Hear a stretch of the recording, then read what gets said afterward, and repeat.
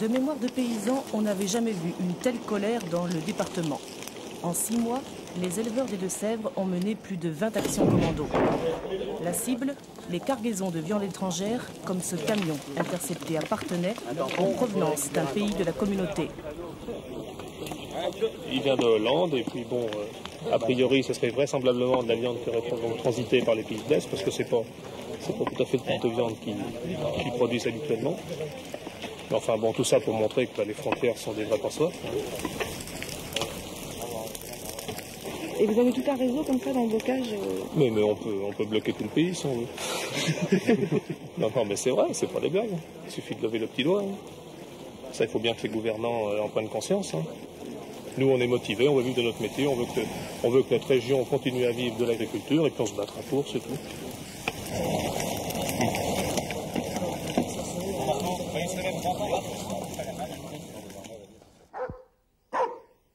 Commune de Maisontier, à 10 km de Parthenay. Jean-François Coiffard a 33 ans. Il avait un BTS agricole quand il décide de prendre une ferme en 83. Avec Marie-Bernadette, son épouse, il lance une activité d'élevage de lapins, moutons et veaux sevrés. Tous les deux sont fils d'agriculteurs. Ils exploitent 22 hectares en location. Pour pouvoir s'installer, les Coiffards ont emprunté 500 000 francs au Crédit Agricole. Un investissement minimal en accord avec la Chambre départementale d'agriculture qui avalise les projets d'installation. Mais aujourd'hui, les revenus sont loin d'être à la hauteur du travail fourni. Écoute ma chérie, on ne peut pas laisser quand même les gamins se faire battre les uns les autres. Je pense qu'il est difficile de dire on travaille tant d'heures par jour. En moyenne, bon, 10-12 heures, c'est oui, on peut compter 10 à 12 heures, oui. Et 6 jours sur 7. Et pour moi, c'est au minimum 6 heures. Bon, en fonction du travail, c'est éventuellement plus, éventuellement 7 heures, 8 heures, ça dépend. Vous remboursez combien par mois à peu près? Alors pour payer l'outil de travail, pour rentabiliser notre unité de production, ça représente 5 600 francs par mois. Alors, il reste quoi pour la famille alors?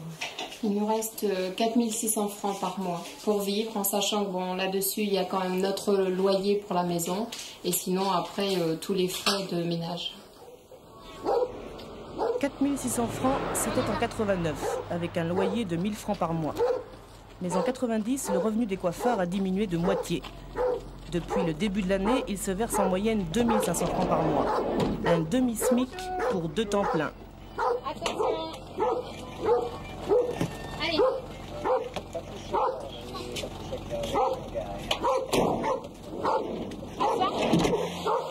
En 20 ans, le revenu agricole a chuté de 20%, tandis que les charges ne cessaient d'augmenter.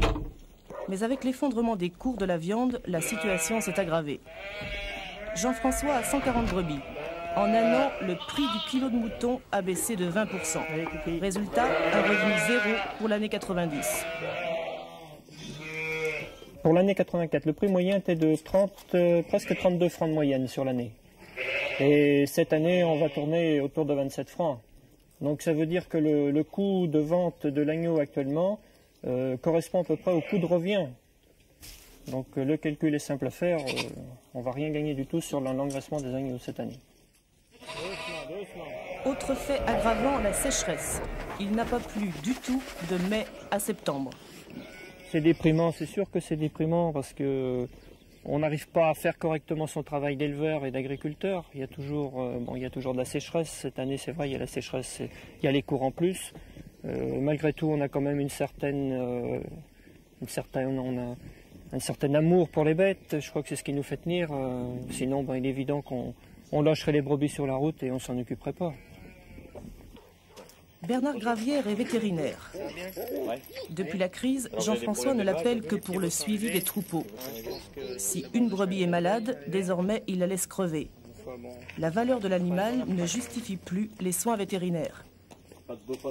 En 20 ans de carrière, le vétérinaire a vu sa clientèle évoluer à l'image du département. 20 000 agriculteurs en 75, 12 000 aujourd'hui, demain encore moins. Je pense que c'est vers janvier-février qu'on devrait sentir vraiment la crise dans son plein effet et qu'on verra sûrement à ce moment-là des éleveurs en faillite, hein, c'est sûr. Oui, on en connaît, oui. Qui par orgueil ne déclarent pas la faillite, mais en fait ils auraient intérêt à arrêter maintenant, puisque chaque jour qui passe c'est un jour de trop. Mais au niveau homme, l'agriculteur admet difficilement la faillite, admet difficilement l'échec. Il est vrai que c'est un état de fait qui ne se connaissait pas les années précédentes. On a en 20 ans d'exercice, j'ai pratiquement vu sur la clientèle que l'on a, j'ai peut-être vu deux ou trois faillites réelles, mais qui étaient souvent liées à des gens qui avaient fait de grosses erreurs. Alors qu'actuellement, c'est complètement différent. Hein. On est confronté à la faillite économique, on n'est pas confronté à des problèmes de gestion. Oui, c'est vrai. Bon, c'est beaucoup plus dur. Ça ne dépend pas de notre volonté, là, du coup.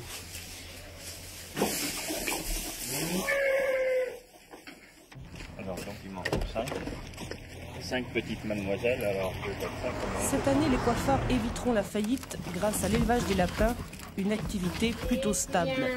Mais pour combien de temps? J'en veux pas celui-là, monsieur Foglo. il est fâché? Oui, il a le tout tordu. Il n'y a pas un problème Non, pas au départ, mais à l'arrivée, peut-être bien. C'est Marie-Bernadette qui assure la gestion de l'exploitation sur un ordinateur loué à une coopérative.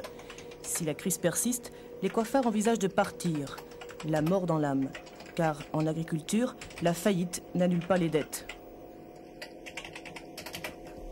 Si on trouve du travail, notre salaire servira à rembourser les dettes existantes avant. Et le chômage? Et le chômage, malheureusement, on ne touche pas. En tant qu'agriculteur, on ne touche pas le chômage, on n'a pas droit au chômage. Donc c'est pas évident de pouvoir repartir. Et voilà pourquoi on résiste si fort aujourd'hui.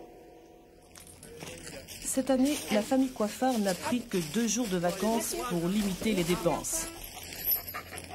En 92, le bail de la ferme expire. L'occasion peut-être de partir. Il n'y a plus de pruneaux. Terminé. En attendant, les coiffeurs participent à toutes les manifestations paysannes, sauf aux opérations commando, dont ils comprennent pourtant les raisons. C'est un petit peu lamentable de voir que l'agriculteur aujourd'hui ne peut pas parler tranquillement et qu'on puisse l'écouter tranquillement. Il faut qu'il passe à l'action pour qu'on veuille bien lui donner la parole. Quand des éleveurs sont rendus à faire ce genre de manifestation, c'est grave. Ça montre bien le désarroi et la gravité de la situation. Et ça, je crois qu'il ne faut pas condamner l'action en tant que telle. Je crois qu'il faut condamner plutôt les gens qui n'ont pas su écouter le désarroi de l'agriculture.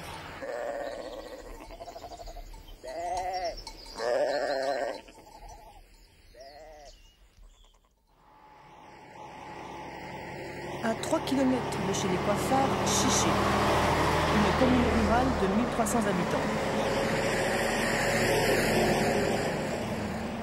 Traversée par la nationale 149, Poitiers-Nantes, Chiché est le berceau de la colère paysanne. Le maire, Joseph Giré, est un agriculteur à la retraite.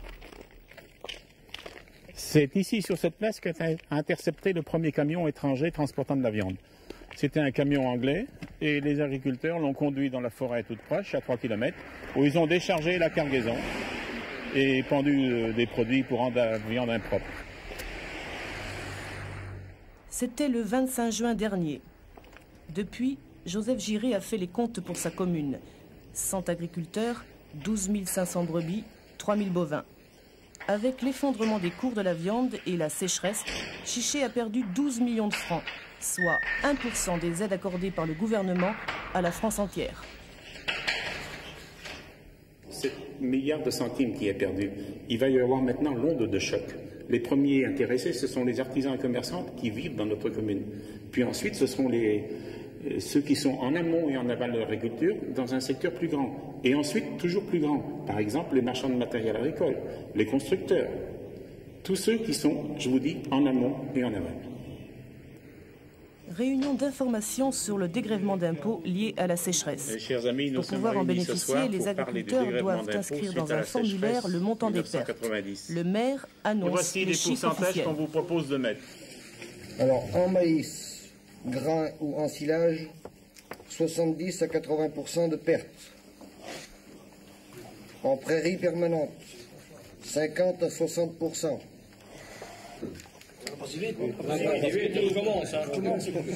En année de sécheresse, quand on a des prix, on s'en sort encore. Les années de sécheresse, c'est eu autrefois. Il y a des motivations, il y a des produits qui se vendent plus cher. Et on a un espoir. Mais aujourd'hui, il n'y a plus d'espoir. Nos grands-pères ont supporté des sécheresses, autrefois, ils n'en sont pas morts. Et les cultivateurs continuaient. Aujourd'hui, on ne peut plus. Parce qu'on est surchargé de dettes, c'est tout. Oui. Surtout surchargé de charges. La viande, entre autres, rentre de Belgique, piquée, repiquée, et des pays de l'Est également. Le consommateur mange cette viande, croit manger de la viande française et propre, alors que c'est faux. Bon. Il faut une concurrence loyale. Les agriculteurs français ne sont pas plus bêtes que les autres. Hein. On est aussi forts que les autres. Pourquoi que nous n'arrivons pas à vivre, que les autres y vivent? Il y a quelque chose qui ne va pas.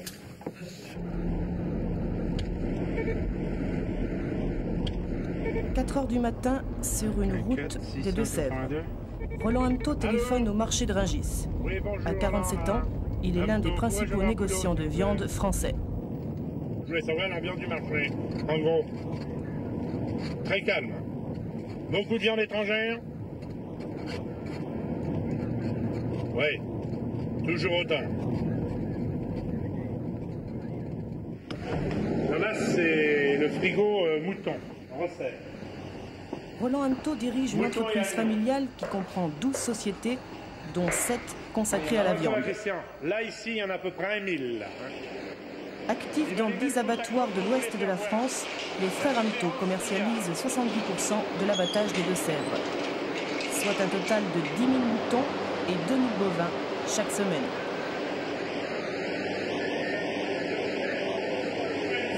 Vous voyez, elle est rose, elle est très belle, hein, très succulente. On a envie de la manger. C'est vrai, hein, regardez. On a envie de la manger.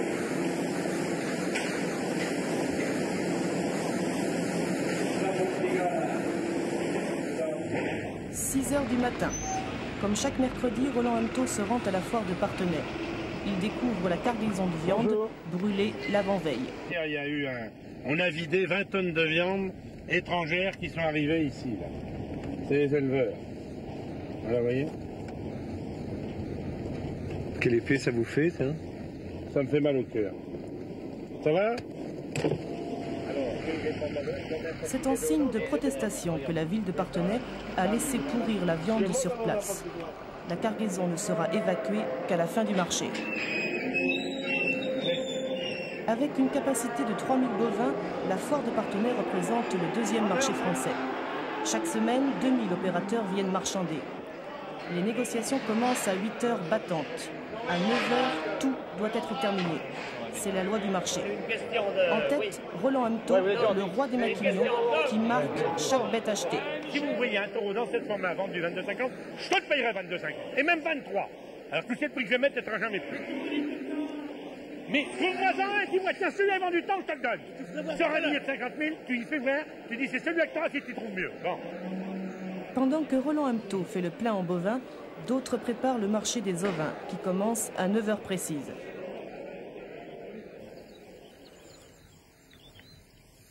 Commune de Saint-Sauveur, à 15 km de Parthenay. On va engraisser, de toute façon. Jackie et Marie-Paul Aymoré sont agriculteurs depuis 7 ans. Ils n'élèvent que des moutons. Oui, mais je changerai après. Soit 400 brebis et une perte de 100 000 francs pour l'année 90. Voilà, allez, hop. T'as assez d'argent? Oui, oui. Oh.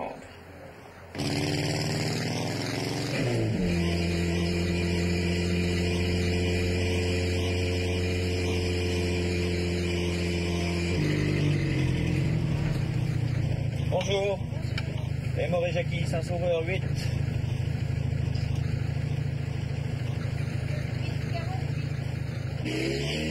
Jackie vend tous ses moutons aux frères Amtaud, à domicile ou ici, à Parthenay. La capacité du marché, 3000 ovins. C'est là que Roland Amtaud retrouve son frère Alain, responsable des ovins. Bon, pour l'heure des peines, combien qu'on a jeu d'agneau aujourd'hui? Amen. Hein? Il te faut quelle qualité? Que des bons. Que des bons. Les moyens, il faut les laisser. Que des bonnes autant que possible? Oui. Ça donne les ordres? Oui. Bon. Pendant que Jackie s'installe, on commente les nouvelles. La veille, Louis Mermaz succédait à Henri Mallet au ministère de l'Agriculture. On a changé de ministre. Ouais, qu'est-ce que vous en pensez? On a changé Chetty pour Vorin. Dans le patois local, Chetty pour Vaurien, c'est tout simplement bonnet blanc, blanc bonnet. En une heure en tout cas, les frères Hamto raflent 80% du marché. Tant pis, je peux pas.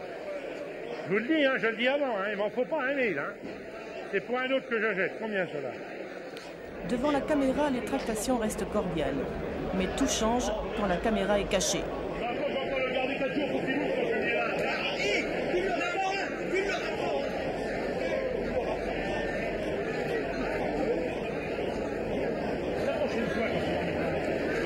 Je te donnerai la moitié, moi, je t'en veux pas. Je te donnerai parce que je te mettrai pas parce que...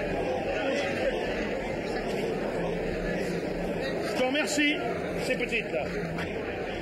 Voilà, je les mets, d'accord. Mais tu sais que je vais te dire une chose, dans le sommaire, ce qui m'emmerde, le mensonge n'est pas un péché. Ce n'est pas un péché, ce qui m'emmerde, c'est ça. Désormais, c'est le tour de Jackie. Non. Allez, c'est bon, les 49 qui sont. T'as 10 mètres pour les... Non, les 49. Allez, Martin. Je veux dire, pour moi, je reste pas. Je le dis, hein, j'en ai pas besoin. Jackie a vendu ses 8 brebis, moins cher que la semaine précédente. Non, attends. Tout à l'heure derrière. Attends, ils sont là, les autres. Vous m'avez son comment pour rapport Ça baisse. 50 centimes, oui. Ils ont perdu un franc depuis tout 15 jours, 3 semaines. C'est ici, au premier étage de cet immeuble, que s'effectue la cotation du marché. Bonjour, messieurs. D'un côté, Roland Hamto, qui représente à lui seul les acheteurs. De l'autre, les éleveurs. Marché ayant traîné en longueur, c'est les commentaires qu'on mettra. Hein? Au milieu, la direction départementale de l'agriculture et l'OFIVAL, l'Office français de la viande. L'objectif, enregistrer les cours pratiqués pendant le marché. Roland Hamto pèse de tout son poids. Bon, alors on va baisser les agneaux. Alors dans les U2 et R3, on va faire alors moins 0,20 kg vif et moins 0,40 à la viande. Alors U2 ou 3, moins 0,20, moins 0,40 à la viande. 12,50 tu vois à peu près. Il s'est pas trop posé, alors tu sais, je peux pas trop le savoir. Bon, on laisse faire payer, ça fait la queue. Bon, je vais même faire payer, mon gars. Mardi?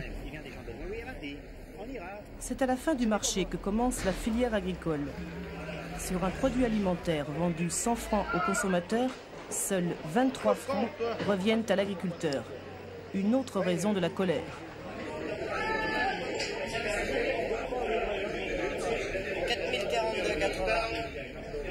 Autre fait dénoncé, l'agriculture est le seul secteur économique où c'est l'acheteur qui fixe les prix. D'où un décalage grandissant entre le prix de vente des produits et leur coût de production.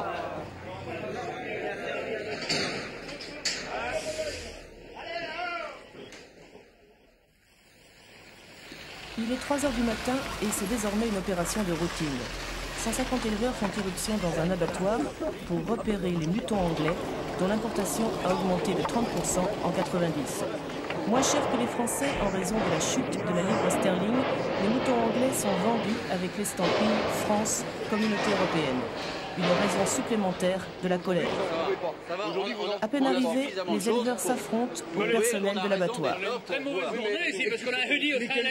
Mais quelle loi qui nous empêche de tuer l'étranger? C'est pareil, si on veut aller par là. On tue en France, ça fait comme le Renault qui a un moteur MWM, il est fait en France. Il est fait en France. Parce que vous mettez des tampons français sur des agneaux qui sont anglais? Vous venez de le dire. Non, ils mettent le tampon Poitou-Charentes en plus. Non, de toute façon, moi j'ai rien à dire là-dessus. Ici. Bon, bah alors, rien à dire. Il n'y en a pas ici. Ouais. depuis le temps, qu'on n'a rien dit, maintenant ça suffit. Alors, si vous voulez absolument qu'on arrête de tuer les agneaux anglais, c'est simple. Hein. Vous allez vous adresser à 50 personnes qu'on va mettre au chômage demain. Je ne vais pas vous écouter. Mais si, vous allez m'écouter, parce que il y a 4 ou 5 ans, c'est vous qui avez fait perdre la production française. Des abatteurs, des gens comme vous. Mais c'est vous, monsieur. Vous allez réussir à une chose, c'est que cet abattoir un jour va être fermé, puis il n'y en aura plus. Mais il a foutu à qui? Vous avez voulu tout gagner il y a 34 ans. Maintenant, vous allez faire la production locale.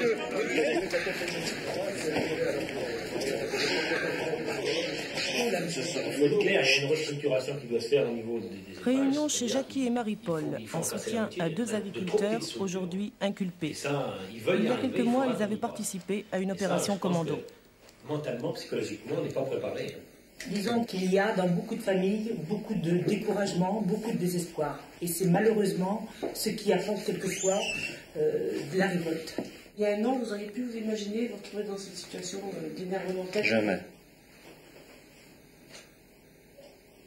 Je crois que c'est la colère qui nous met dans ces états-là.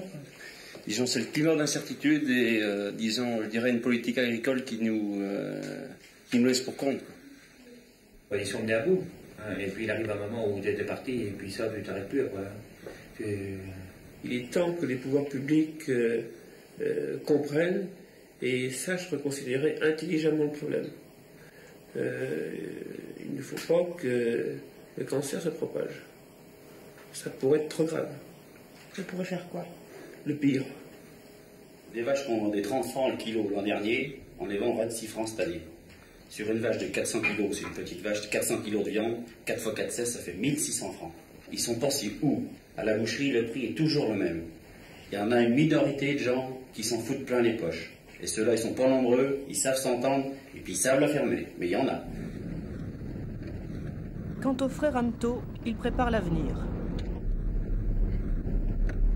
Alors je vais vous faire visiter la ferme qui nous sert de stockage d'animaux avant l'abattage ou l'engraissement à certaines périodes. Alors voilà, nous arrivons là. Avec 2 fermes d'élevage et 4 bergeries, les frères Amto ne sont plus seulement négociants, ils sont aussi éleveurs. Chaque année, 180 000 moutons sont engraissés sur ce site, avec en tout et pour tout un seul salarié. Il fait essentiellement de la surveillance. Tout est automatisé sauf la paille. La paille est donnée à la main. Pour l'instant, nous n'avons pas trouvé de solution. C'est de l'agriculture sans paysan. Agriculture avec un minimum de personnel.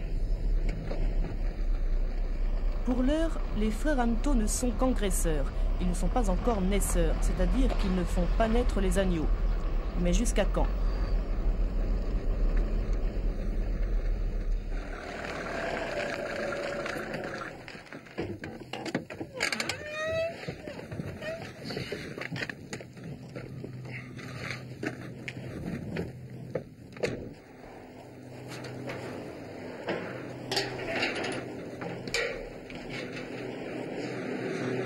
Ici, les moutons viennent de toute la France, mais aussi de Grande-Bretagne. Selon Alain Amto, le groupe familial n'importe que 2% de ces animaux, un chiffre contesté. Les ovins sont destinés à la consommation française et à l'exportation. Les méthodes du Texas en plein Poitou-Charentes.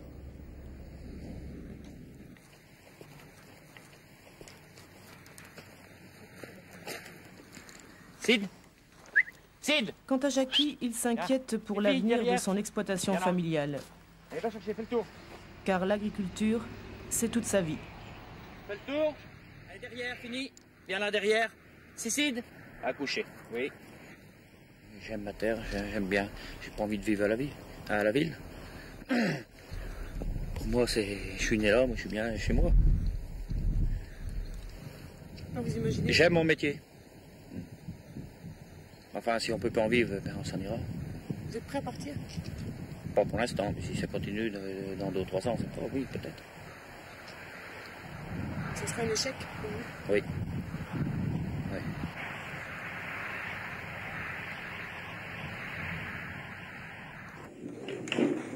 Agriculteurs, pouvoirs publics, élus, pour la première fois, ils ont accepté de se rencontrer pour parler de l'avenir de la ruralité. Sur la sellette, Claude Rouleau, le président régional du Crédit Agricole, et André Moimeau, le directeur de la Chambre départementale d'agriculture. Bon, il n'y a peut-être pas lieu d'être optimiste, mais enfin, il est quand même certain que l'agriculture va survivre à la crise actuelle.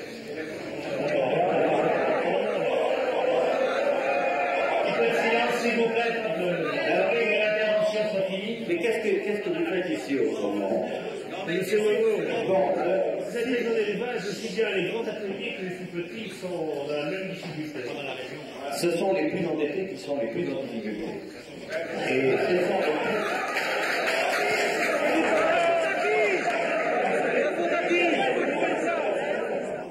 La cause principale, c'est le choix d'une politique au niveau européen et français. Et je crois que là, il ne faut pas chercher ailleurs. Bon, j'ai été choqué un peu tout à l'heure quand on a dit que lorsqu'un agriculteur n'investissait pas, il pouvait quand même partir la tête haute. Il part peut-être la tête haute, mais avec une ardoise sur le dos et puis complètement détroqué. Parce que c'est le crédit agricole qui va être placé là ou là-bas, et tous les mois on lui retirera pendant X années les dettes qu'il a. Alors quand j'entends dire qu'on doit partir la tête haute, laissez-moi un petit peu de sourire quand même. Ça me fait un peu mal au cœur d'entendre ça.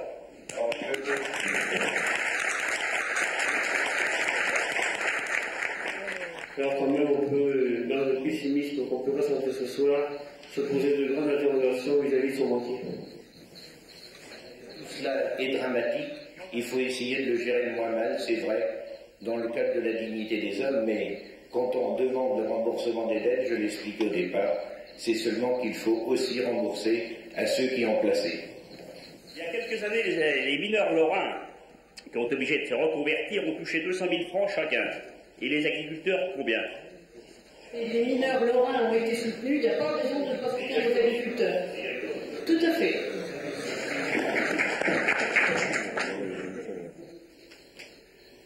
On ne peut pas aimer les paysages sans aimer les paysans.